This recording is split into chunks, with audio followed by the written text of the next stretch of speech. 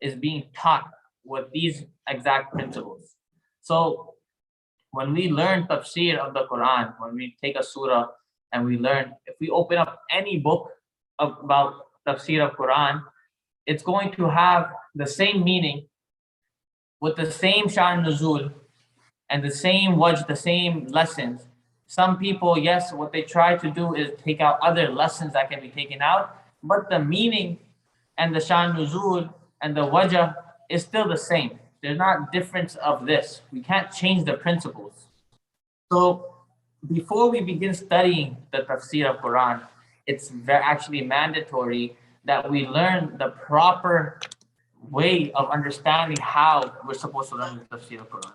So the mufassirin of the past and the ulama of the past, what they say about this general sciences of the aqidah, of fiqh, of any general science of Islamic knowledge, it contains 10 matters, 10 subject matters. The ulama, they write, Inna mabadi'a kullu ilmin ashara, that the essence of knowledge, of every knowledge, is 10 types. Al-haddu wal-mawdu'u, thumma al-thamara, wa nisbatuhu, wa fadluhu, wal-wadi' wal-ism, wal-istimdad, hukm al-shari' and masa'id. I just named 10. وَالْبَعْدُ بِالْبَعْدِ اِكْتَفَى وَمَنْ دَرَ الْجَمِيعِ حَازَ الشَّرَفَ. So the 10 subject matters that every single person must know before beginning a science, a new science, before he goes into a new subject.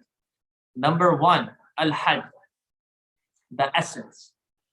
The essence. So let's discuss about the Quran. And these 10 things, inshallah, is what I want to discuss with today.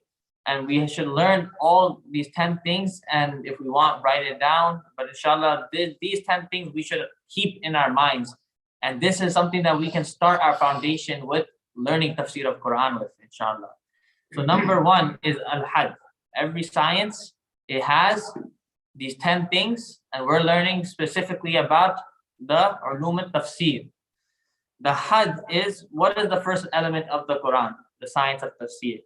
It is called al-had, and had means essence. And the essence of the Quran is what actually the meaning of tafsir. So what does the word tafsir mean?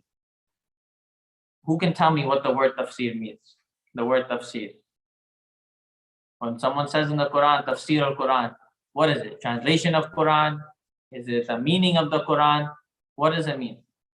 Interpretation. Extraction. We have one question, extraction. We have another one, explanation. Extraction, explanation. Interpretation. What was that? Interpretation. Interpretation. Okay. Yes, these are all different meanings. So we're going to look at the linguistic meaning of the word tafsir. Tafsir is from bab taf'il.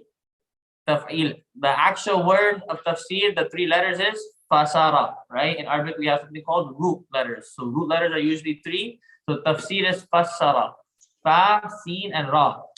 Fassara means to unveil something, to uncover something. So when something is there, but you can't see it, but then when you do tafsir of it, when you do fassara, you fassir, when you uncover it, then it'll expose, then you're able to see it. So something that's there, it's been there, but it was hidden. And then tafsir of it was done, so it was open. So tafsir is actually, when someone says tafsir al-Quran, studying the subject allows you to uncover and discover the hidden meanings, the hidden gems, the hidden lessons of the Quran. As we know, the Quran, like Rasulullah sallallahu alaihi wasallam said, "La tanqadi ajaibahu," right? That the ajaib, the miracles, the lessons, they will never finish in the Quran. No matter how much you look into it, something you can always take out some lesson relevant either to you or to someone else or something. It will be always forever beneficial, the Quran. So the Quran is something that the ajaib, the amazements of the Quran will never finish. People and the scholars will always continue to discover the new unfound gems of the Quran. So that's why this science is called tafsir, because the word fassara, it means to uncover something. So that tafsir, it means that we uncover the meanings of the Quran. So this is the first definition, al-haddu. We call this al-haddu. The second thing that every single science contains, and like every science, tafsir al-Quran is one science. The second thing is al-mawdu', after hadd al-mawdu'. Mawdu' is actually the subject matter. This is actually every subject, every single science, every subject has a mawdu', a subject matter. So what are we studying? What is the subject we are going into? So what are all the subjects of the Quran? So the subject matter of tafsir al-Quran is kalam Allah min haythu bayani ahkamihi wa ma'ani. This means the study of tafsir is the study of the kalam of Allah, the speech of Allah. Quran is the speech of Allah, so tafsir is the study of the speech of Allah and you going into its meanings and what Allah subhanahu wa ta'ala's rulings, what rulings Allah is giving us to us. So that is the subject matter. This is the second element of the science of tafsir. Now the second is the benefit, right? We have al-had, al-mawdu', al-thamara. Thamara, you literally translate the fruits. Yani, what do you get out of a person who goes and tries to learn the tafsir of the Quran? What will he attain from this? What are the benefits that come from this? So the ulama, the mufassirin have written that the ultimate benefit that someone is trying to acquire when he goes and learns the tafsir of Quran is ijtinabul wuqu'i fil ghalati wat tahrif. That means that the third element of the science of tafsir is its benefit. And what is the benefit of studying the science of tafsir? It is to help one stay away, ijtinabul wuqu', to help one stay away from falling into fil ghalat, into error, into misunderstanding the Quran. This is the benefit of learning tafsir of Quran. And so we won't be from amongst those ignorant Muslims who did not understand or who misunderstood, who took a wrong meaning out of one of the ayahs of the Quran that Allah subhanahu wa ta'ala is saying. And a lot of the times it happens, right? I'll give you an example. There's so many people in the world who do all sorts of twisted, wrong, oppressing things.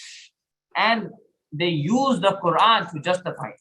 They use the Quran to say that Allah subhanahu wa ta'ala commanded me, right? They take one context from one ayah and in a specific spot where it says this, and they take the meaning, exact linguistic, the outer meaning, and they use that, and they become one of the examples of the ignorant people that take the wrong meanings of the Quran and use that. So the benefit of learning the real tafsir of the Quran is that we'll be saved from falling into these extremist and these wrong translations of the Quran. So it's because they have not studied the tafsir of that ayah, right? They haven't studied the true meaning behind that ayah, or they haven't studied the reasoning of why Allah revealed it, or to whom Allah subhanahu wa ta'ala is referring to when he used this meaning, in what context, right? So they don't look into all these things. So they didn't go into all of that, and they simply looked at the ayahs and they took it from a face value, and they took their own meaning and they took out their own benefits from it. So this is the third benefit of learning the tafsir of Quran. It saves one from falling into these types of mistakes.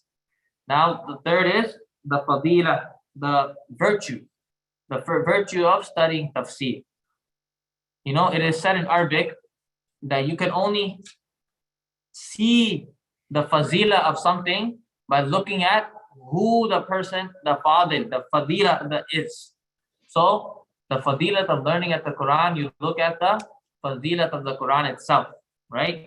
The virtue, the honor of any science is known by the honor of what you are learning. So what is the honor of the kalam Allah?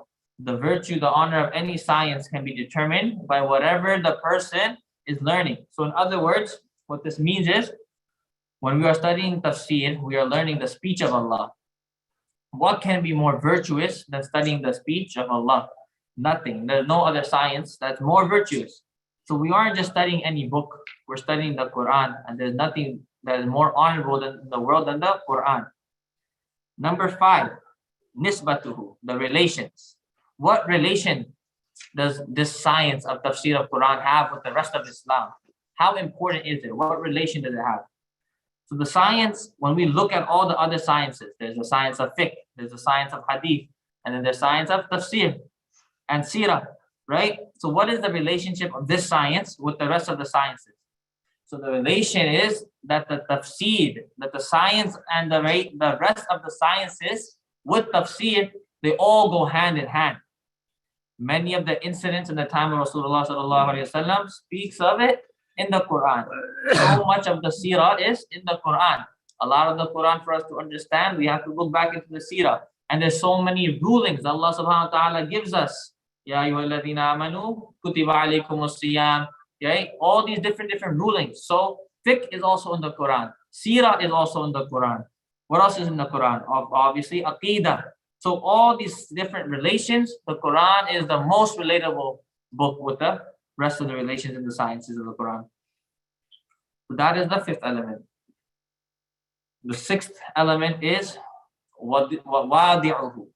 Wadi'uhu means who is the one who has laid the foundation to this science, right? Was tafsir of Quran always there since Nabi Sallallahu Alaihi Wasallam came? Was there always mufassirin? No, the tafsir of the Quran was written later on. Nabi Sallallahu Alaihi Wasallam would explain to the Sahabas right away about any of the meanings of the Quran if they had any questions. Otherwise, Quran, it was revealed in the Arabic. And which type of Arabic? The Arabic that was relatable at that time. It was the Fasih Arabic, the Arabic of the tribe of Quraysh. So they would understand the words of the Quran. It wasn't as it was a different language to them. But sometimes some verses would come and they would not know exactly who Allah subhanahu wa ta'ala is talking about or who Allah subhanahu wa ta'ala is referring to here. So these types of questions, they would ask Nabi sallallahu alayhi wa sallam right away. So at the time when Nabi sallallahu alayhi wa sallam was there was no need of tafsir of Quran. Nabi sallallahu alayhi wa sallam was the tafsir of the Quran. But later, when people started, when the knowledge started spreading and they needed more easier ways for this knowledge to spread or more liable ways, and they started writing, the Mufassirin say that who was the wadi, who started explaining the Quran. So who was the first person to lay the foundation of the tafsir, of the science? So from amongst the Sahaba, we should start with the Sahaba. The Mufassirin that are well known into explaining the meanings of the Quran, there were four. Abdullah bin Abbas, Abdullah bin Umar, Abdullah bin Mas'ud, and Ubay ibn Ka'b. These four were the tafsir, the mufassirin of the Quran at that time. So any of the Sahabas who have any questions, if they didn't go to Rasulullah sallallahu alaihi wasallam, it would be four. And from these four, the most was Abdullah ibn Abbas, right? We should remember these four Sahabis' names. So especially Abdullah ibn Abbas. Now, who was the first person to actually compile a book of tafsir?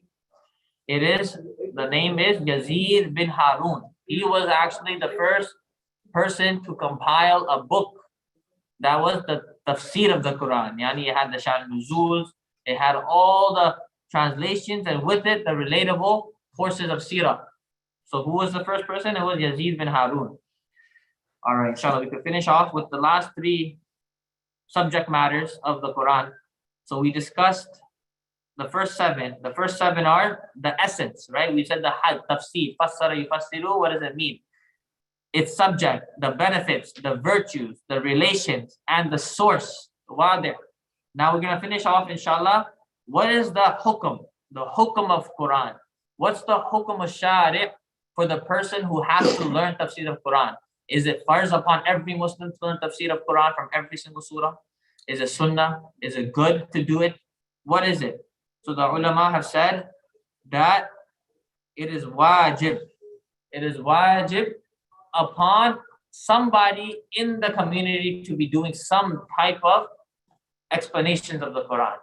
So as long as there's some people in a gathering or there's some people in the community that are learning some type of ilmi discussion regarding the Quran, then the wajib is being fulfilled. But if there is nobody in the entire community that is not learning anything to do with the Quran, then all the community is going to be falling to this sin. And inshallah, the last